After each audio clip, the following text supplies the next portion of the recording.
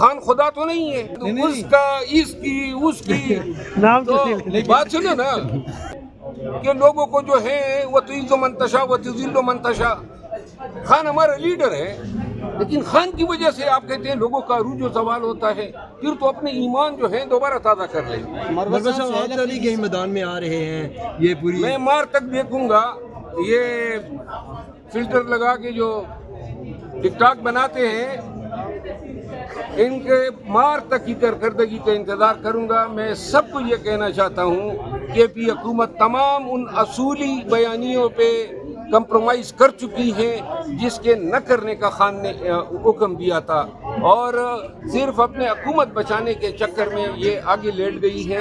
ورنہ ایک سوال کا جواب دیں، کیوں جھوٹ بولا تھا؟ سب سے پہلے کے پی کے عوام کا یہ حق تھا نا کہ آپ ان کو سچ بتاتے۔ تیرا میں آپریشن کر رہے ہیں اور آپ کا ترجمان کہہ رہے ہیں یہ جھوٹی خبر ہے۔ آپ نے اپنے کابینہ میں 4 ارب روپے ان کی کمپنسیشن کے لیے الاؤ کر دیے اور آپ کا ترجمان کہہ رہے ہیں جھوٹی خبر ہے۔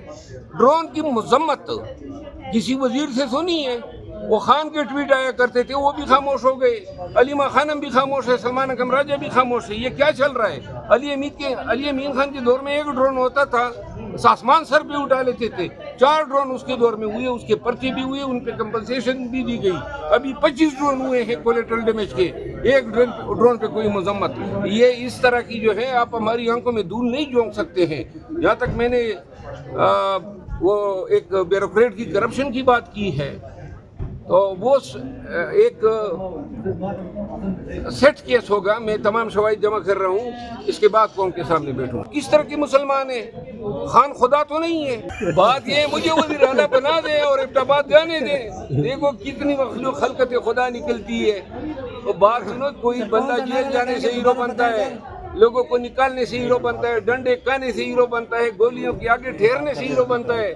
وہی لاہور اور کراچی میں ٹک ٹاک بنا دیے، ہیرو بن گیا۔ کیپٹن صفدر کو مبارکباد دیں گے، ان کے بیٹے کی شادی ہوئی ہے۔ بس سب کو مبارکباد دیتا ہوں، آل شریف کو مبارکباد دیتا ہوں، خوشیاں نصیب کریں اللہ ان کو۔ آپ کو بلایا گیا سر؟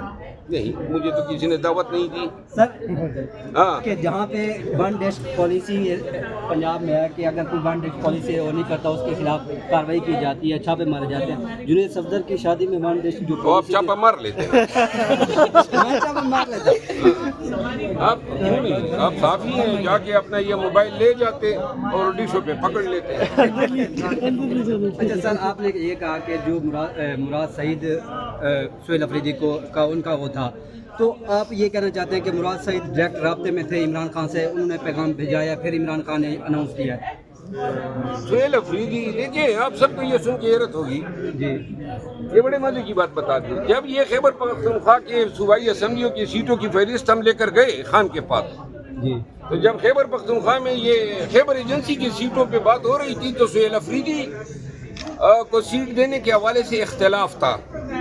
تو خان نے پوچھا کہ بھائی سہیل افریدی کون ہے؟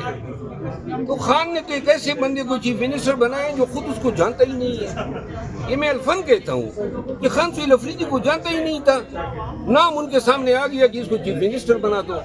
تو پھر ہم نے ان کو بتایا کہ یہ اس وقت ہمارے یوتھ کے صدر تھے، تو ہم نے کہا یہ یوتھ کے صدر ہیں، یعنی آپ کے پاس ایک ہی صوبہ ہو اور اس صوبے میں آپ نے وزیر اعلیٰ لگانا ہو تو آپ کس طرح ایک ایسے شخص کو لگائیں گے جس کو آپ سرے سے جانتے ہی نہیں ہیں؟ یہ میں آپ کو بتا رہا ہوں، عمیر نیازی اس کے گواہ ہیں۔ اس کی سیٹ پہ جب بات ہو رہی تھی تو خان نے یہی کہا کہ یہ کون ہے، تو اس کے حوالے سے کچھ اور لوگوں کی ریزرویشن تھی، ابھی نام نہیں لیتا ہوں، آج کل اس کے بڑے دائیں بائیں پائے جاتے ہیں۔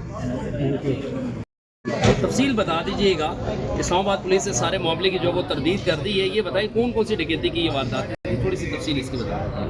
پہلے تو تردید پہ بات ہو جائے۔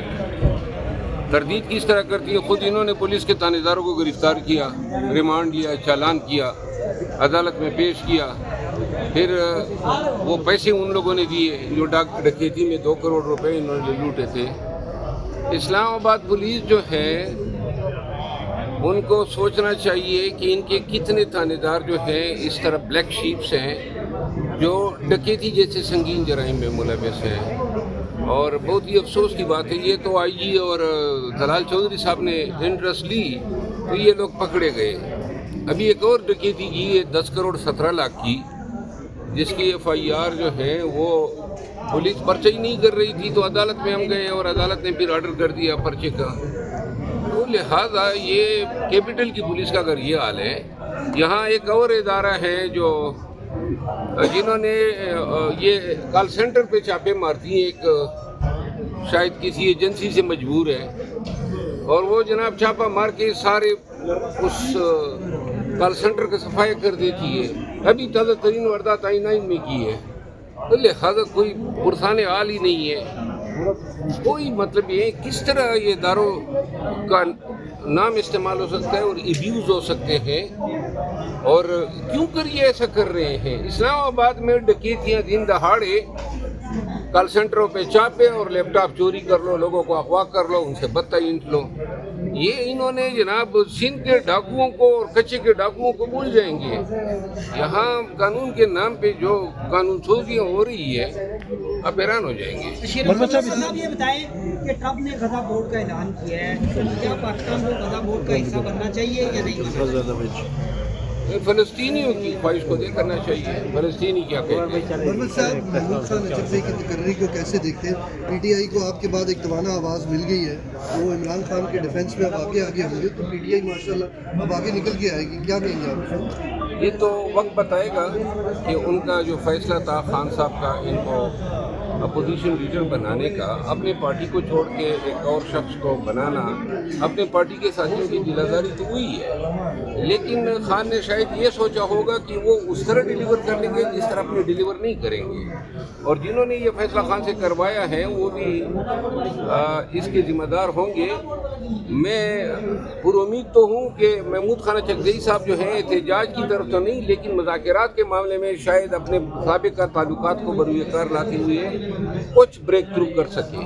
मनोज साहब ये बताइएगा कि जो अपोजिशन लीडर बने चकजई साहब, कहा यह जा रहा है कि नवाज शरीफ साहब की सिफारिश पे या उनके कहने पे बने, सर इसमें कितनी देखिए, चकजई साहब के शरीफों के साथ बड़े मरासम हैं अच्छे, एस्टेब्लिशमेंट के साथ भी उनके बड़े अच्छे मरासम रहे हैं। और अगर ये बात कोई ऐसी भी नहीं है कि गलत होगी, क्योंकि अगर उन्होंने फ़ोन किया है और उन्होंने रेसिप्रोकेट किया है तो मैं मफरूज़ा तो इसको करार नहीं दे सकता। सर PTI की स्ट्रीट मूवमेंट को आप किस तरह से देख रहे हैं? आपने ये भी कहा है कि आप रवां हफ्ते कोई प्रेस कॉन्फ्रेंस भी करने वाले हैं, तो क्या कहेंगे? देखिए, खैबर पख्तूनख्वा में हुकूमत का फोकस बदअमनी पर तो है ही नहीं, गवर्नेंस पर तो है ही नहीं, लोगों के मसाइल हल करने पर नहीं है। जूनियर अफसरान की तैनातियाँ हैं और तैनातियाँ जो हैं वो बग़ैर रोकड़े के हो ही नहीं रही है।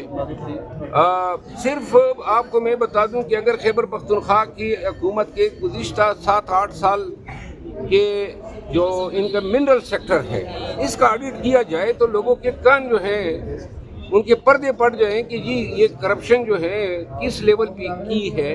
बाकी खैबर पख्तूनख्वा की हुकूमत जो है, एक बात है, खान ने अपने आखिरी जो मुलाकात हुई थी जिसमें राजा साहब और मिसाल यूसुफजई भी मौजूद थे, एक पैगाम दिया था, जो पैगाम इन्होंने पार्टी से छुपाया है कि ड्रोन की मजम्मत होगी, ड्रोन जहाँ पर भी कोलेटरल डैमेज का बाइस बनेगी उसकी मजम्मत होनी चाहिए और उस पर पर्चे होने चाहिए। मिलिट्री ऑपरेशन जो है जहाँ पर होगा उसकी रोकथाम करो और हुकूमत जो है डट के सामने आए, और हुकूमत जाती है तो जाए।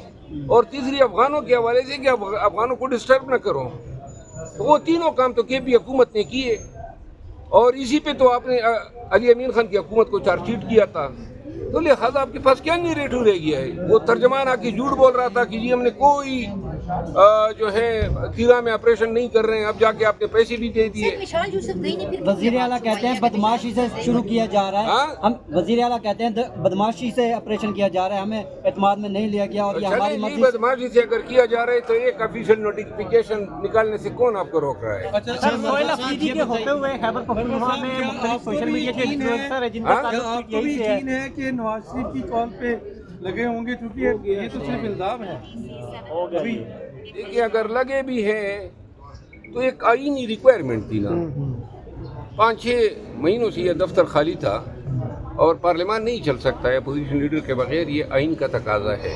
तो लिहाजा जिस तरीके से भी हुआ है, लेकिन ये एक कानूनी ड्यूटी फुलफिल की है।